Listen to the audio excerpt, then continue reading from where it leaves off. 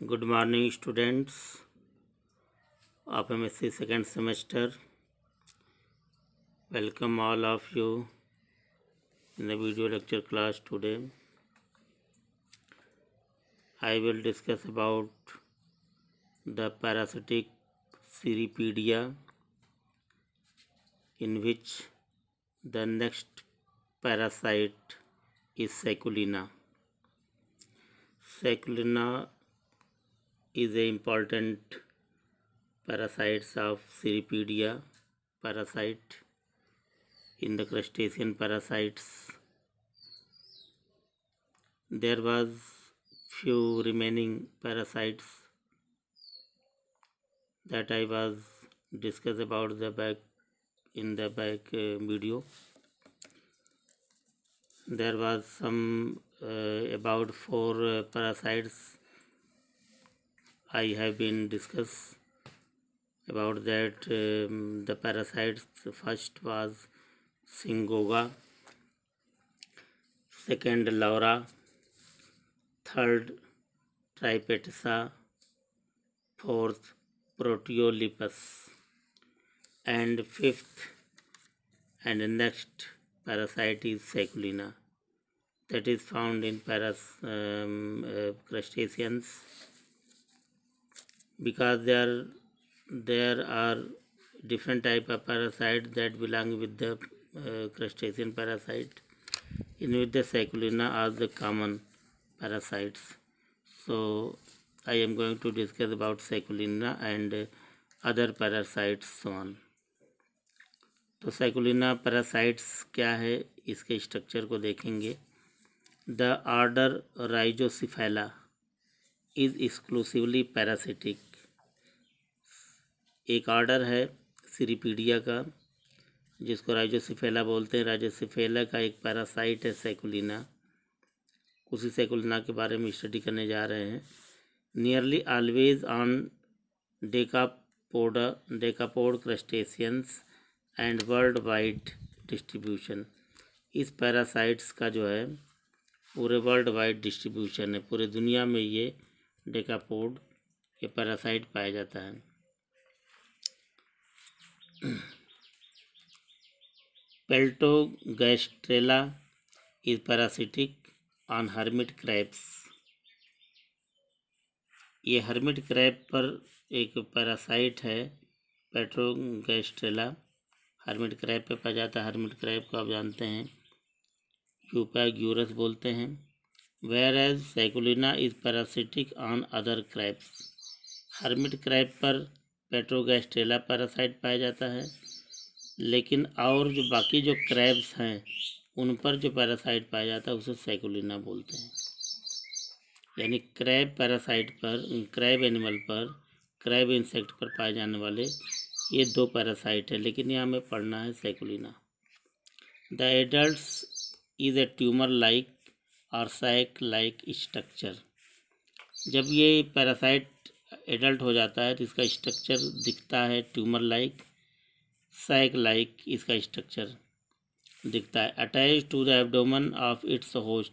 ये अपने होस्ट के एब्डोमेन से, जिस भी होस्ट पर ये पैरासाइट होता है उस होस्ट के एब्डोमेन से ये जो है कि एब्डोमेन से सटा रहता है host. By a short peduncle. छोटे से पिडनकिल द्वारा, पिडनकिल को उसमें जो है कि वो धंसाए रहता है, उसी से जो अटैच रहता है अपने होस्ट से.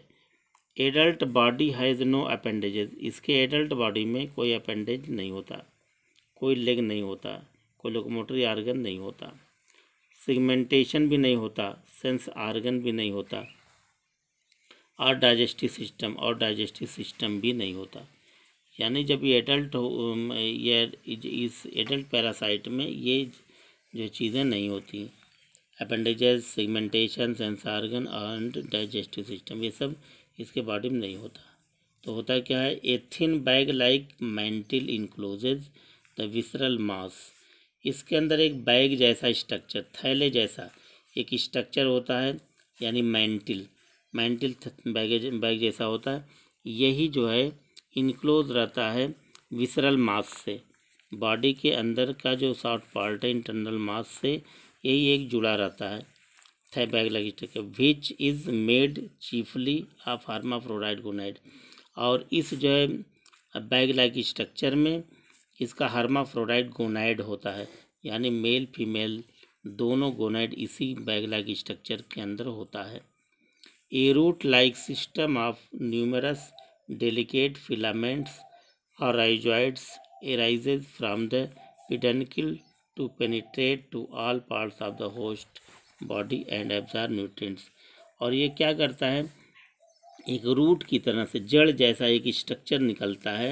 ए root like systems of numerous delicate filament, एक जो है कि बहुत से फाइब्रस फिलामेंट जैसे धागे जैसा स्ट्रक्चर नुमा रूट जैसा स्ट्रक्चर बहुत से इसके बॉडी से निकलता है, जिसको हम राइजॉइड्स बोलते हैं। जैसे रूट जैसे किसी पेड़ में जड़ें होती हैं उसी तरीके से ये रूट जैसा स्ट्रक्चर निकलता है, फिलामेंटर जैसा होता है।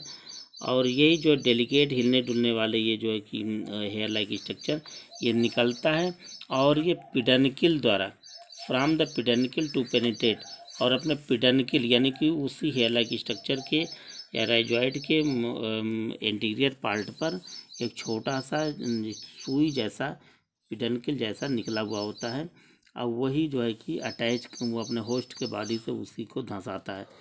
तो from the peduncle to penetrate to all parts of the host body, और वही जो फिलामेंटस जो डेलिकेट पार्ट है राइजॉइड उसमें जो छोटे छोटे सुई जैसे निकले होते हैं उसके इंटीरियर रीजन में, और उसी से वो होस्ट बॉडी में धंसा करके पड़ा रहता है, धंसाता है और उसी से जो है कि न्यूट्रिस जो है कि जो पोषक तत्व है उस होस्ट से वो एब्जॉर्ब करता रहता है, चूसता रहता है। द एब्जॉर्ब न्यूट्रिएंट्स, और न्यूट्रिएंट को एब्जॉर्ब करता रहता है। Thus Rhizocephala shows an extreme case of morphological degeneration due to पैरासिटम।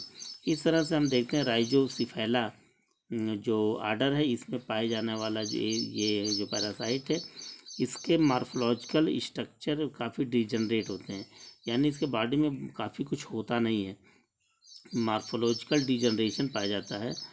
और क्योंकि इसको बस अपने होस्ट से पिनैंकल से जो है नरिशमेंट एब्जॉर्ब करता रहता है और जो है मल्टीप्लाई करता है अपने मेंबर को, और उसी में पड़ा रहता है, न्यूट्रिशन लेता रहता है। इसको और किसी न डाइजेस्टिव सिस्टम की ज़रूरत है, न इसको अपेंडेजेस की ज़रूरत है, न सिगमेंटेशन की ज़रूरत है, न किसी सेंस आर्गन की ज़रूरत होती, क्योंकि इसको बस अपने पिडेंकल से अटैच होकर के होस्ट से नरिशमेंट लेता रहता है, फिर अपने जो संख्या बढ़ाता रहता है और जीता रहता है। तो इस तरह से ये काफ़ी जो है कि क्रैब के ऊपर पाए जाने वाला ये